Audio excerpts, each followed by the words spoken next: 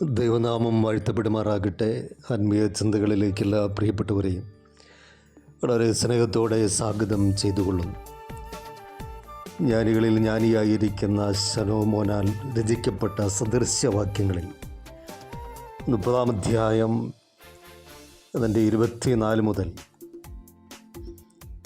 28 വരെയുള്ള വാക്യങ്ങളിൽ നിസ്സാര ജീവികളിലെ ജ്ഞാനത്തെ കണ്ടവനായിരിക്കുന്ന ശലോമോൻ അത് വെളിപ്പെടുത്താതിരുന്നില്ല, അത് രേഖപ്പെടുത്തി.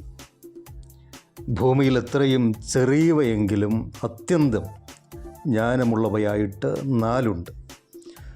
ഉറുമ്പ് ബലഹീന ജാതിയെങ്കിലും അത് വേനൽക്കാലത്ത് ആഹാരം സമ്പാദിച്ച് വയ്ക്കുന്നു. കുഴിമുയൽ ശക്തിയില്ലാത്ത ജാതിയെങ്കിലും അത് പാറയിൽ പാർപ്പിടം ഉണ്ടാക്കുന്നു. വെട്ടുക്കിളിക്ക് രാജാവില്ല, എങ്കിലും അതൊക്കെയും അണിയണിയായി പുറപ്പെടുന്നു. പല്ലിയെ കൈകൊണ്ട് പിടിക്കാം, എങ്കിലും അത് രാജാക്കന്മാരുടെ അരമനകളിൽ പാർക്കുന്നു. ഒന്നാമതവിടെ ശലോമോൻ ഉറുമ്പിനെ കുറിച്ചാണ് വെളിപ്പെടുത്തുന്നത്. ഉറുമ്പിൻ്റെ പ്രത്യേകത അല്ലെങ്കിൽ ഉറുമ്പിൽ കണ്ട ജ്ഞാനം എന്ന് പറയുന്നത് അത് വേനൽക്കാലത്ത് ആഹാരം സമ്പാദിച്ച് വയ്ക്കുന്നു. അതായത് ഭാവിയെക്കുറിച്ച് കരുതലുള്ള ഒരു നിസ്സാര ജീവി. വേനൽക്കാലത്ത് തനിക്ക് വേണ്ടതെല്ലാം ശേഖരിച്ച് വയ്ക്കുന്ന ഉറുമ്പ്.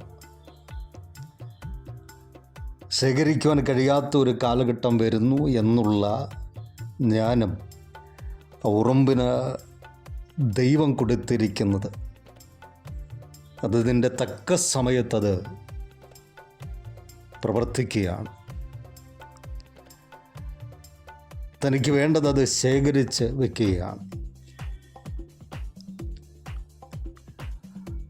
ഭാവിയെക്കുറിച്ച് കരുതലുള്ള ഒരു വ്യക്തിയായിട്ട് ഓരോരുത്തരും മാറ്റപ്പെടേണ്ടതും ആവശ്യമാണ്. ഈ ലോകത്തിലെ ജീവിതം മാത്രമല്ല, ഈ ലോകത്തിലെ ജീവിതം ഇന്നല്ലെങ്കിൽ നാളെ അസ്തമിച്ചു പോകും, തീർന്നു പോകും. ഇതിന് ശേഷവും ഒരു ഭാവി ജീവിതം, ഒരു പ്രത്യാശയുടെ ജീവിതം, നിലനിൽക്കുന്ന രാജ്യത്ത് നിലനിൽക്കുന്ന ഒരു ജീവിതം, അതിനുവേണ്ടി കരുതുന്നവരായിരിക്കണം. ഭൂമിയിൽ നല്ല ഭാവി ആഗ്രഹിച്ച് അതിനുവേണ്ടി പ്രയത്നിക്കുന്ന ആളുകൾ, എന്നാൽ ഭൂമിക്ക് ശേഷം ഒരു നിത്യമായിരിക്കുന്ന ഭവനം.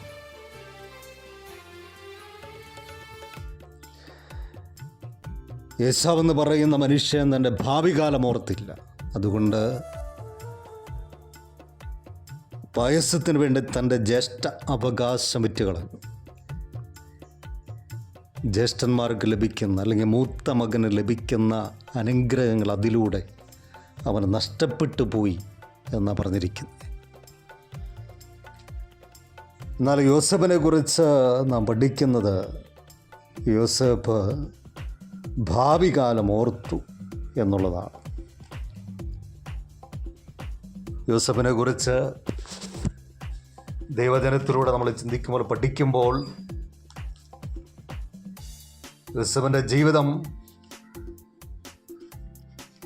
ദൈവിക പദ്ധതിക്കകത്ത് നിലനിന്ന ഒരു മനുഷ്യൻ.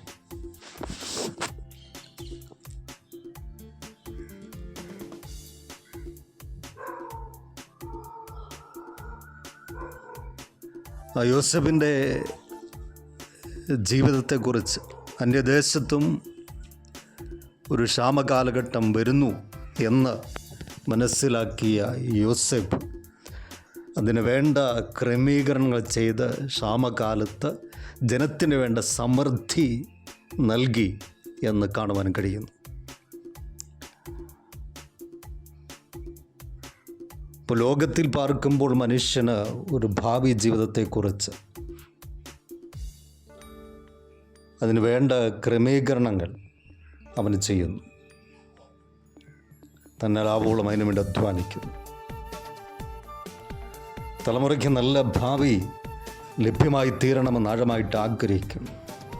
അതിനുവേണ്ടി തന്നാലാവോളം മാതാപിതാക്കൾ അധ്വാനിക്കുന്നു, പ്രവർത്തിക്കുന്നു. എന്നാൽ ഒരു നിത്യമായിരിക്കുന്ന ഭാവി ജീവിതം അത് യേശുക്രിസ്തുവിലൂടെ കർത്താവിനെ രക്ഷകനും കർത്താവായി സ്വീകരിക്കുന്നതിലൂടെ അത് ലഭ്യമായി തീരുന്നു എന്നുള്ളതാണ്. അത് പ്രാപിച്ചെടുക്കണം. അതാണ് നിലനിൽക്കുന്നത്. 2 കുഴി മുയലിനെ കുറിച്ചാണ് പറഞ്ഞിരിക്കുന്നത്. ശക്തിയില്ലാത്ത ജീവി. ശക്തിയില്ലെങ്കിലും അതിൻ്റെ പാർപ്പിടമെന്ന് പറയുന്നത് പാറകളിലാണ് എന്ന് കാണുവാൻ കഴിയുന്നു.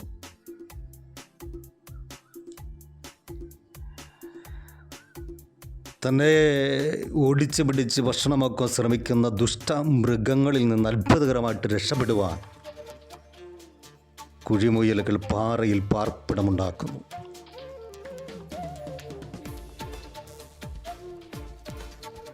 ഒരു ബലഹീനരാണ് എങ്കിലും ശക്തമായിരിക്കുന്ന ഉറപ്പുള്ള പാറയ്ക്കകത്ത് തൻ്റെ കൂടൊരുക്കി അതിൽ പാർക്കുന്നു. കർത്താവിൻ്റെ വചനം കേട്ട് ചെയ്യുന്നവൻ പാറമേൽ വീടുപണിയുന്ന ബുദ്ധിയുള്ള മനുഷ്യന് തുല്യം. മത്തായി എഴുതിയ സുവിശേഷം 7-ാം അധ്യായം 24 മുതൽ 27 വരെയുള്ള വാക്യങ്ങളിൽ മണലിന്മേൽ വീട് പണിത മനുഷ്യനെ കുറിച്ച് പറയുന്നുണ്ട്. വൻമഴ ചൊരിഞ്ഞു, നദികൾ പൊങ്ങി, കാറ്റടിച്ചു, മണലിന്മേൽ പണിതുകൊണ്ട് അത് വീണുപോയി എന്നാണ് പറഞ്ഞിരിക്കുന്നത്. എന്നാൽ പാറമേൽ വീട് പണിത ഒരു മനുഷ്യനെ കുറിച്ച് പറഞ്ഞിരിക്കുന്നത് വൻമഴ ചൊരിഞ്ഞു, നദികൾ പൊങ്ങി, കാറ്റടിച്ചു. ഇതെല്ലാം ഈ ഭവനത്തിൽ ആഞ്ഞടിച്ചുവെങ്കിലും പാറമേൽ അടിസ്ഥാനമുള്ളതായതുകൊണ്ട് അത് വീണുപോയില്ല, അത് നിലനിന്നു. അപ്പോൾ ക്രിസ്തു എന്ന പാറമേൽ പണിയപ്പെടുന്ന ഒരു വ്യക്തിയായി ഓരോ ദൈവമക്കളുടെ ജീവിതം വേർതിരിക്കപ്പെടണം.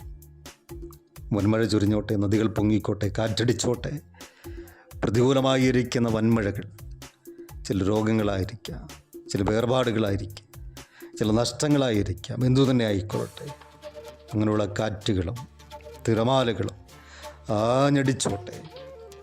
എന്നാൽ ക്രിസ്തു എന്ന പാറമേൽ ഉറപ്പോടെ ഉറച്ചു നിൽക്കുന്ന, അടിസ്ഥാനമിട്ടിരിക്കുന്ന ഒരു ദൈവ പൈതൽ തകർന്നു പോകുവാൻ, താലടിയാകുവാൻ, നിലംപരിചാകുവാൻ ദൈവം അനുവദിക്കുകയില്ല. മനുഷ്യ, നീ ബലഹീനനാണ്. എന്നാൽ ബലവാനായ ദൈവം, ശക്തനായ കർത്താവ്, ആ കർത്താവെന്ന പാറമേൽ നീ അടിസ്ഥാനമിട്ട് പണികഴിപ്പിക്കപ്പെട്ട ഒരു ജീവിതമാണെങ്കിൽ നീ നിലനിൽക്കും. അല്ലാത്തതെല്ലാം തകർന്നു പോകും. 3-ാമത് വെട്ടുക്കിളിയെക്കുറിച്ചാണ് പറഞ്ഞിരിക്കുന്നത്. വെട്ടുക്കിളിയുടെ പ്രത്യേകത, അവയ്ക്ക് രാജാവില്ല എങ്കിലും അതൊക്കെയും അണിയണിയായി പുറപ്പെടുന്നു. അവർക്കൊരു നേതൃസ്ഥാനമില്ല. ഇങ്ങനെ പോകണം, അങ്ങനെ പോകണം, അവിടെ പറക്കരുത്, അവിടെ താഴ്ന്നിറങ്ങരുത് എന്ന് പറഞ്ഞു കൊടുക്കുവാൻ ആരുമില്ലെങ്കിലും അവരെല്ലാം അണിയായി മുൻപോട്ട് പോകുന്നു. മുമ്പിൽ നയിക്കുവാൻ ആരുമില്ലെങ്കിലും ദൈവകൃപയോടെ ജീവിക്കുവാൻ കഴിയുന്നത്, മുൻപോട്ട് പോകുവാൻ കഴിയുന്നത് ജീവിതത്തിലൊരു അനുഗ്രഹമാണ്. ലോകപ്രകാരം ഒരു രാജാവ് നിന്നെ നയിപ്പാനില്ലെങ്കിലും ഭരിക്കുവാനില്ലെങ്കിലും നന്മയുടെ വഴിയിൽ ജീവിതം മുൻപോട്ട് നയിക്കുന്നത്, ജീവിതത്തിൽ അനുഗ്രഹമാക്കി തീർക്കുന്ന ദൈവം. ഏറ്റവും ഒടുവിൽ പല്ലിയെക്കുറിച്ച് പറഞ്ഞിരിക്കുന്നു. പല്ലിയെ കൈകൊണ്ട് പിടിക്കാമെങ്കിലും അത് രാജാക്കന്മാരുടെ അരമനകളിൽ പാർക്കുന്നു.